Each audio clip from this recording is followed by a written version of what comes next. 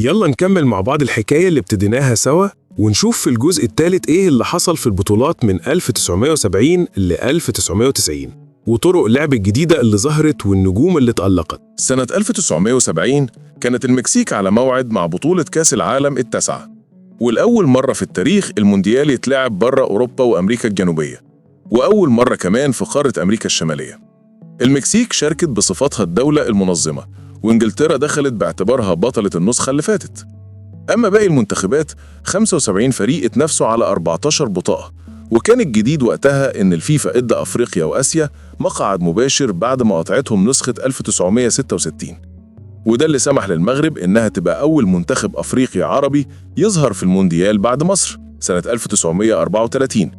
المغرب لعب في مجموعة قوية قدام ألمانيا الغربية وبيرو وبلغاريا. صحيح ما قدروش يعدوا من الدور الأول، لكنهم قدموا أداء رجولي وسجلوا أول أهداف أفريقيا في كأس العالم عن طريق اللاعب حسين جرباوي. المفاجأة إن منتخبات كبيرة زي الأرجنتين، فرنسا، أسبانيا والبرتغال ما قدروش يتأهلوا. البطولة دي ما كانتش عادية. قوانين جديدة ظهرت لأول مرة، التبديلات اتسمح ب2 لكل فريق، والحكام بقوا يستعملوا الكروت الصفراء والحمراء بدل الكلام. ومع البث الفضائي المباشر العالم كله شاف البطولة لايف وبالألوان لأول مرة. في الدور قبل النهائي إيطاليا وألمانيا لعبوا ماتش اتسمى مباراة القرن. الماتش خلص وقته الأصلي 1-1، لكن في الإضافي الدنيا ولعت. 5 أهداف اتسجلوا. جيرد مولر أحرز للألمان، لكن إيطاليا ردت بهدفين عن طريق بورجنيتش وريفا. مولر رجع التعادل 3-3، لكن جاني ريفيرا سجل هدف قاتل، وانتهت 4-3 لإيطاليا في ملحمة كروية. أما في الناحية التانية البرازيل واجهت الأوروغواي. بعد بداية قوية من الأوروغواي السامبا رجعوا وسيطروا، وخلصت 3-1 للبرازيل. النهائي الكبير اتلعب في ملعب أستيكا قدام أكتر من 107,000 متفرج. البرازيل ضد إيطاليا، اللي يكسب هيمتلك كأس جول ريمي للأبد. بيليه افتتح التسجيل، إيطاليا عدلت بهدف بونينسيغنا، والشوط الأول خلص 1-1. لكن في الشوط الثاني جيرسون جارزينيو وكارلوس ألبرتو أنهوا الحكاية. 4-1 للبرازيل، والسامبا بقت أول منتخب ياخد 3 بطولات كأس عالم. ماريو زاجالو دخل التاريخ كأول واحد يفوز بكأس العالم لاعب ومدرب، وبيليه اختتم مسيرته الدولية بأروع تتويج. كمان جارزينيو بقى أول لاعب في التاريخ يسجل في كل ماتشات البطولة، وجارد مولر الألماني خطف لقب هداف البطولة ب10 أهداف. بينما التتويج كأفضل لاعب راح لبيليه، الأسطورة اللي العالم كله بيعتبره أيقونة المونديال. ومن بين النجوم اللي لمعوا لأول مرة في البطولة دي ريفيلينو البرازيلي بمهاراته الخارقة، جيرد مولر الهداف الألماني اللي قلب كل الموازين، وفرانز بيكنبار اللي رسخ مكانته كأحد أعظم المدافعين في تاريخ اللعبة. سنة 1974 ألمانيا الغربية بتستضيف البطولة ال10 في تاريخ كأس العالم من 13 يونيو لحد 7 يونيو. الاستضافة دي ما جاتش صدفة، كان في اتفاق ودي مع إسبانيا. ألمانيا تدعم ملف إسبانيا لتنظيم مونديال 1982، وفي المقابل إسبانيا تساند ألمانيا في نسخة 1974. النسخة دي كانت مختلفة عن أي بطولة قبلها. أول تغيير كان الكاس نفسه. بعد ما البرازيل احتفظت بكاس جول ريمي للأبد سنة 1970، الفيفا قدم كاس جديد اسمه كاس الفيفا. التصميم ده جه على ايد الفنان الايطالي سيلفيو غازانيجا، والكاس ده هو اللي لحد النهارده رمز المونديال. كمان اتغير نظام البطوله، 16 منتخب اتقسموا على 4 مجموعات، وبعدها الفرق المتأهله اتقسموا تاني على مجموعتين في الدور التاني. بطل كل مجموعه يوصل للنهائي، والوصيفين يلعبوا على المركز الثالث. ولانها بطوله استثنائيه كانت مليانه لحظات تاريخيه. لأول مرة البطاقة الحمراء تطلع في كأس العالم لما الحكم طرد تشيلي كارلوس كازالي قدام ألمانيا الغربية. وكمان حصلت أول حالة منشطات في المونديال لما لاعب هايتي أرنست سان جوزيف اتوقف بعد ماتش إيطاليا. أما الموقف الأظرف فكان من مدافع الزئير إيلونجا ميوبي، اللي خرج فجأة من الحيطة وشاط الكرة قبل ما البرازيلي ينفذ الفاول. لقطة لحد النهاردة بتتذاكر في تاريخ البطولة. أفضل لاعب كان الهولندي يوهان كرويف اللي قدم عرض أسطوري رغم خسارة النهائي. الهداف كان البولندي جريزجرز لاتو ب7 أهداف. وظهر نجوم جداد بقوة زي بول برايتنر من ألمانيا وروب رينسنبرينك من هولندا. مونديال 1974 ما كانش بطولة عادية، دي كانت بداية عصر جديد للكورة، عصر الكورة الشاملة الهولندية اللي قدمت المتعة والإبهار. لكن في النهاية اللقب راح للواقعية الألمانية. سنة 1978 كأس العالم كان في الأرجنتين، بلد مليانة توتر سياسي عشان كان لسه حاصل فيها انقلاب عسكري، وده خلى البطولة من أول يوم مرتبطة بالسياسة والرياضة مع بعض. لأول مرة ظهر نظام الرعاة، وكان الراعي الرسمي كوكاكولا، وكمان الفيفا وقتها قرر يطبق نظام ضربات الجزاء الترجيحية.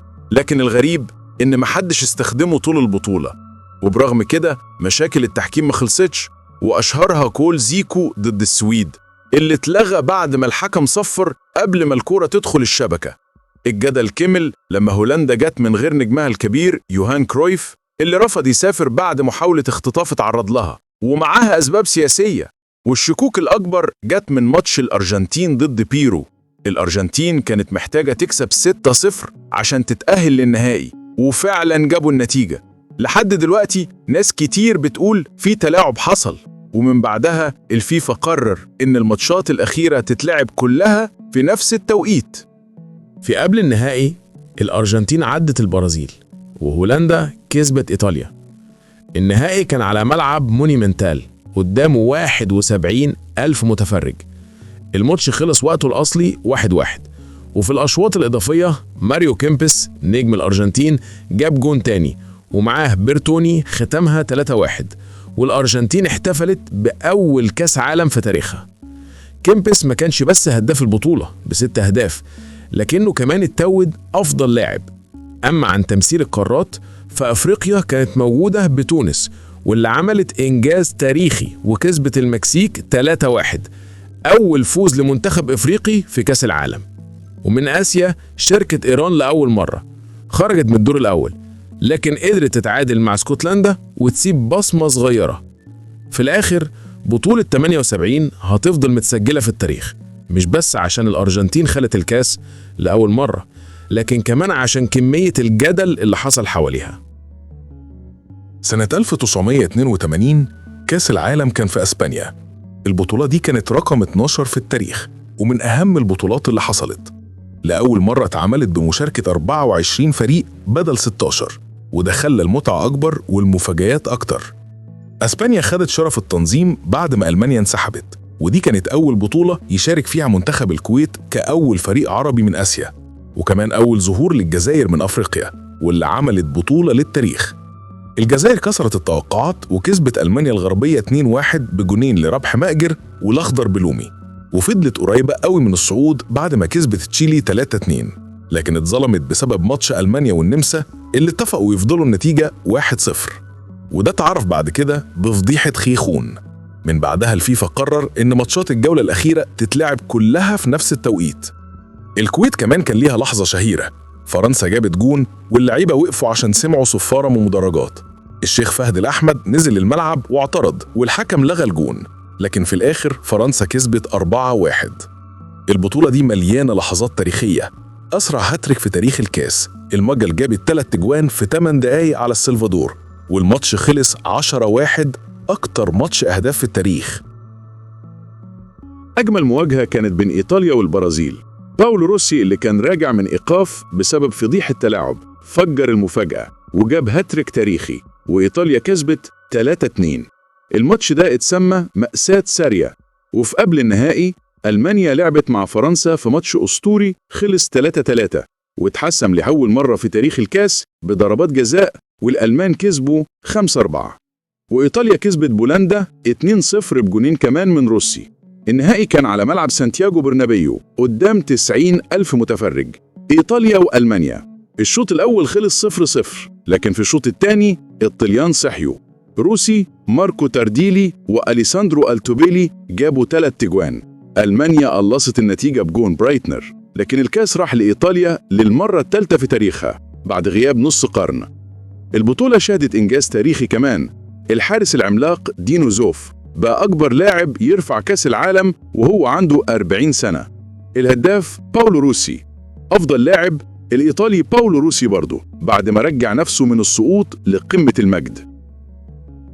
سنة 1986 كأس العالم كان في المكسيك. المفروض البطولة دي كانت تتلعب في كولومبيا، لكن بسبب مشاكل اقتصادية انسحبوا، والمكسيك أخذت التنظيم وبقت أول دولة تستضيف كأسين عالم بعد ما كانت عملتها سنة 1970. قبل البطولة بشهور حصل زلزال عنيف هز المكسيك، والناس افتكرت البطولة مش هتتعمل، لكن الملاعب فضلت سليمة والمكسيك كملت استعداداتها. النسخة دي شارك فيها 3 منتخبات عربية: الجزائر، العراق لأول مرة في تاريخها، والمغرب اللي عمل إنجاز تاريخي وصعد دور ال16 كأول منتخب عربي وإفريقي يوصل للمرحلة دي بعد ما تصدر مجموعته على حساب إنجلترا والبرتغال. من آسيا شاركت كوريا الجنوبية ورجعت بعد غياب طويل من 1954، وكمان كانت أول مرة يظهر منتخب كندا. البطولة اتسمت إنها بطولة دييجو مارادونا. الراجل ده خطف الأضواء كلها خصوصاً في ماتش الأرجنتين ضد إنجلترا في ربع النهائي. هناك جاب هدفين دخلوا التاريخ. الأول اتعرف بهدف يد الله، والتاني اتوصف إنه هدف القرن بعد ما عدى من نص الفريق الإنجليزي وحطها في الشبكة. في نص النهائي الأرجنتين كسبت بلجيكا 2-0 بهدفي مارادونا، وألمانيا الغربية عدت فرنسا 2-0. النهائي كان على ملعب أستيكا قدام 114 ألف متفرج. الأرجنتين ضد ألمانيا. الأرجنتين تقدمت 2-0 بجون خوسيه لويس براون وخورخي ألدانو، لكن الألمان رجعوا ب2 لرودي فولر ورومينيجي، والماتش كان رايح للأشواط الإضافية لحد ما بورو تشاجا خطف الجون الثالث، والأرجنتين أخذت الكاس للمرة الثانية في تاريخها. أفضل لاعب دييجو مارادونا. هداف البطولة جاري لينيكر ب6 أهداف. النسخة دي هتفضل محفورة في التاريخ، مش بس عشان الأرجنتين كسبت، لكن عشان مارادونا عمل بطولة استثنائية محدش قدر يكررها بنفس الشكل. في صيف 1990 كل الأنظار كانت متجهة لإيطاليا، بلد الفن والأوبرا، اللي استضافت النسخة رقم 14 من كأس العالم. البطولة بدأت يوم 8 يونيو، لكنها ما كانتش بطولة عادية. دي اتوصفت إنها واحدة من أكتر النسخ دفاعية وصرامة في التاريخ. من أول يوم حصلت المفاجأة الكبرى. الكاميرون الأفريقية هزمت الأرجنتين حاملة اللقب بهدف أومامبيك، ومن هنا بدأت قصة أسد أفريقي هيبهر العالم. ومع وجود مصر العقدة للمونديال بعد غياب من 1934 وقدمت أداء مشرف، وكمان مشاركة الإمارات لأول مرة وكوريا الجنوبية، كان الحضور الأفريقي والأسيوي علامة واضحة في نسخة 90. الكاميرون بقيادة المخضرم روجيه ميلا وصلت لربع النهائي بعد عروض قوية وقدمت ملحمة تاريخية قدام إنجلترا، لكن الإنجليز حسموها في الوقت الإضافي 3-2. ومع كده دخلت الكاميرون التاريخ كأول منتخب أفريقي يوصل لربع النهائي. في نصف النهائي الدراما كانت في القمة. ألمانيا الغربية واجهت إنجلترا، وبعد تعادل 1-1 ركلات الترجيح ابتسمت للألمان. وفي الناحية التانية الأرجنتين بوجود مارادونا اصطدمت بإيطاليا على أرضها في نابولي. المباراة خلصت 1-1، وركلات الترجيح رجحت كفة التانجو وخيبت آمال الجمهور الإيطالي. النهائي كان إعادة لنسخة 86، الأرجنتين ضد ألمانيا الغربية، لكن المرة دي الحسم جه متأخر. ركلة جزاء من أندرياس بريما في الدقيقة 85 منحت الألمان اللقب الثالث في تاريخهم، وكتبت آخر صفحة لكاس عالم دفاعي قليل الأهداف لكن مليان قصص مش هتتنسي. البطولة شهدت بروز نجوم كبار، لوتار ماتيوس اللي اتوج بجائزة أفضل لاعب في البطولة، وسالفاتوري سكيلاتشي الإيطالي اللي فاجئ العالم وتوج هداف المونديال ب6 أهداف، بجانب أسماء لمعة زي مارادونا، روجيه ميلا اللي سحر الملايين برقصة الكورنر، وجاري لينيكر نجم إنجلترا. نسخة 90 كانت نسخة النجوم، لكن برضو نسخة المفاجآت. وبكده نكون وصلنا لنهاية الجزء الثالث من رحلتنا مع كأس العالم، من بيليه اللي صنع التاريخ في السبعينات لباولو روسي اللي رجع مجد إيطاليا، وصولاً لأسطورة مارادونا في المكسيك 86. لو عجبتكم الحكاية وحابين تكملوا معانا باقي الحكايات المونديالية، ادعمونا بالاشتراك والمتابعة عشان ما تفوتكمش الأجزاء الجاية.